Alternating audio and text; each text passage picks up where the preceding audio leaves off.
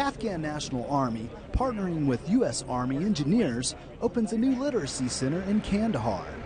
Afghan soldiers now have access to an education that will increase their personal and professional development. Literacy is important for civilians, but also for soldiers as well. With literacy, soldiers will have a brighter future. The Afghan National Army is now in the lead of combat operations. The Afghans have been the driving force behind this. The construction and their skills within have grown immensely over the last 5 months, and their battalion can be proud of their soldiers today. Reporting from Kandahar, Afghanistan, I'm Army Sergeant Bill Valentine.